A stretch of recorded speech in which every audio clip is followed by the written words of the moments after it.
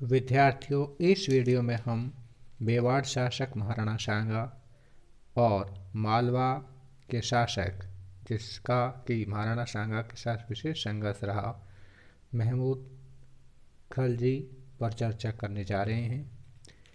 इसमें हम ये देखेंगे कि महाराणा सांगा और मालवा के शासक महमूद खलजी के बीच आखिर कौन से कारण थे जिससे के परिणाम स्वरूप इन दोनों में आपसी संघर्ष रहा। पहला जो कारण है, मालवा तथा मेवाड़ में परंपरागत शत्रुता। 1401 ईस्वी में मालवा एक स्वतंत्र राज्य के रूप में उदित हुआ। तब से ही वह मेवाड़ का शत्रु बना हुआ था। कुंभा को दीर्घ काल तक मालवा के सुल्तान महमूद खलजी के साथ संघर्ष करना पड़ा। महमूद खलजी अपने भरसक प्रयास के बावजूद भी कुंभा की शक्ति का दमन नहीं कर सका तथा मेवाड़ के किसी भी प्रदेश पर अधिकार नहीं कर सका। राणा सांगा के समय यहाँ सुल्तान महमूद द्वितीय था। वह भी बड़ा महत्वाकांक्षी था और वह अपने पिता महमूद खिलजी की पराजय का बदला लेना चाहता था। दोनों की महत्वाकांक्षी विस्तारवादी नीति। मेवाड़ शासक महाराणा सांगा एक महत्वाकांक्षी व्यक्ति था। वह न केवल मेवाड़ की सीमा का विस्तार करना चाहता, अपितु उत्तर भारत में एक स्वतंत्र शक्ति के रूप में हिंदू राज्य की स्थापना करना चाहता था। इसके विपरीत महमूद खिलजी तथा उसका पुत्र महमूद द्वितीय उत्तर भारत की राजनीति में अपना प्रभाव बढ़ाना चाहते थे। दोनों ही पड़ोसी थे, अतः ऐसी साम्राज्यवादी नीति शक्ति का एक जगह रहना अनावश्यक था, अतः युद्ध असंभावी हो गया। मालवा तथा मेवाड़ के शासकों की धार्मिक कट्टरता। दोनों राज्यों के मध्य संघर्ष होने का एक प्रमुख कारण मालवा के मुस्लिम शासकों की धार्मिक कट्टरता एवं असहिष्णुता की नीति थी। मालवा के सुल्तान न केवल अपने राज्य के हिंदुओं पर धार्मिक अत्याचार करते, बल्कि अवसर मिलते ही वे पड़ोसी हिंदू राज्यों के सीमावर्ती क्षेत्रों के हिंदुओं पर भी अत्याचार करते थे तथा उनके मंदिर और मूर्तियों को तोड़ देते। इसके विपरीत महाराणा सांगा अपने आप को हिंदू धर्म एवं संस्कृति का संरक्षक मानता था। अतः हिंदू धर्म और संस्कृति के विरोधियों में लड़ना एक सामान्य बात थी। मेवाड़ तथा मालवा के मध्य लड़े गए अनेक युद्धों का यह भी एक कारण था।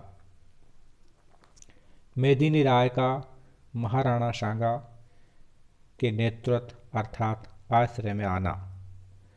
मालवा तथा मेवाड़ के युद्ध का तात्कालिक कारण मालवा का उत्तराधिकारी संघर्ष के दौरान मेदिनी राय का सांगा की सहायता के लिए आश्रय प्राप्त करना था। जब मेदिनी राय मालवा में सत्ता संभाल के रूप में आया तो उससे भयभीत महमूद खलजी का गुजरात जाना तथा गुजरात की सैनिक सहायता में मेदिनी राय के विरुद्ध अभियान छोड़ना था। इसके बदले में राणा सांगा ने मेदिनी राय को सहायता का आश्वासन दिया।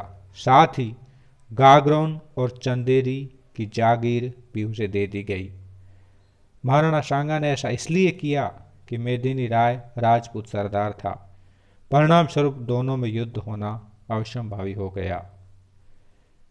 मेदिनी राय के पुत्र की हत्या 1518 ईस्वी। मालवा मेवाड़ संघर्ष का तात्कालिक कारण मेदिनी राय के पुत्र की हत्या भी थी। श्यामल दास ने लिखा है, जब महमूद द्वितीय ने गुजरात की सहायता लेकर मांडू दुर्ग को घेरा तो मेदिनी राय अपने पुत्र नत्थू को मांडू की रक्षा के लिए छोड़ गया तो मुस्लिम सेना ने आक्रमण करके मेदिनी राय के पुत्र नत्थू तथा परिवार के अन्य सदस्यों से सैनिक सहित मौत के घाट उतरवा दिया। इससे राणा सांगा को गहरा आघात लगा। उसने अनुभव किया कि मैं समय पर सहायता के लिए नहीं पहुंचा था, जिसकी वजह से मेदिनी राय का सर्वनाश हुआ और उसे सर्वनाश सहन करना पड़ा। अतः उसने महमूद द्वितीय को इस जघन्य अपराध का दंड देने का निश्चय किया ताकि मेदिनी राय को कुछ शांति दिलाई जा सके। युद्ध का आरंभ होना, मांडू का हत्याकांड। मेदिनी राय के अनुरोध से महाराणा सांगा सेना सहित मालवा की तरफ बढ़ा, परंतु रास्ते में सूचना मिली कि मांडू पर मुस्लिम सेना का अधिकार हो गया और प्रमुख सरदार मारे गए। ऐसी स्थिति में राणा सांगा मांडू की न गया और उत्तरी मालवा के कुछ क्षेत्रों को जीतकर अपने अधिकार में लेने का निश्चय किया। फारसी वृत्तांतों से पता चलता है कि मांडू के हत्याकांड तथा पतन की सूचना मिलते ही राणा सांगा उज्जैन से ही वापस मेवाड़ लौट गया, क्योंकि मांडू के पतन के बाद राणा ने गुजरात तथा मालवा के संयुक्त सेना से लड़ना उचित न समझा और मांडू की तरफ न जाकर गागरोन की तरफ कूच किया तथा यहाँ के अधिकारियों को खदेड़कर उस पर अपना अधिकार कर लिया।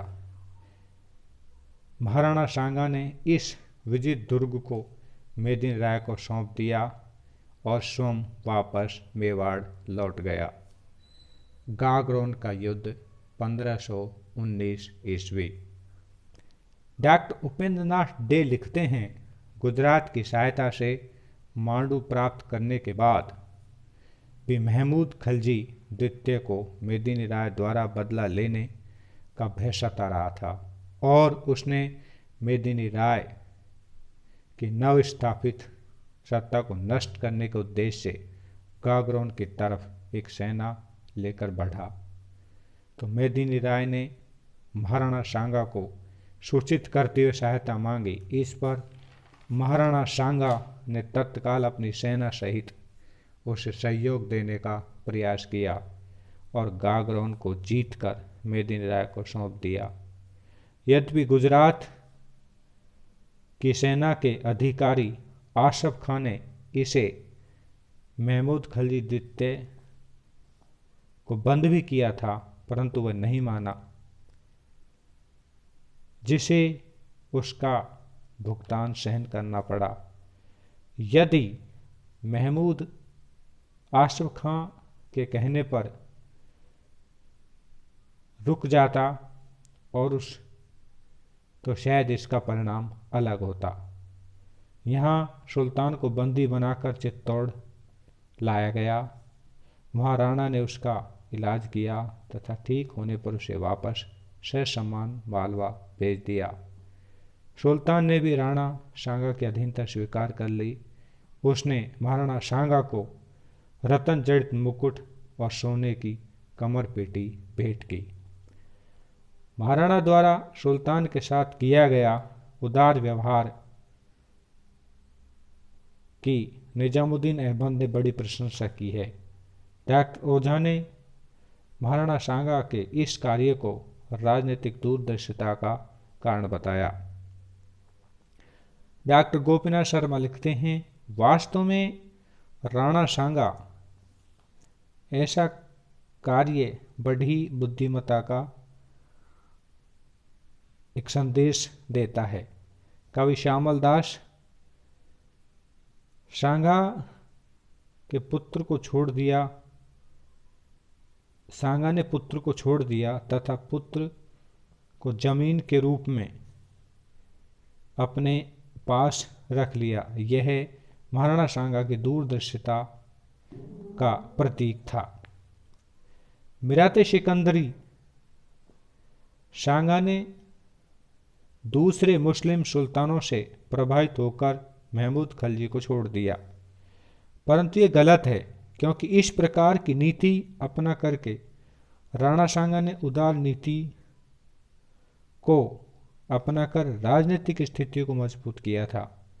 उसने मालवा को अपना मित्र बनाया, गुजरात मालवा संगठन को बनने नहीं दिया।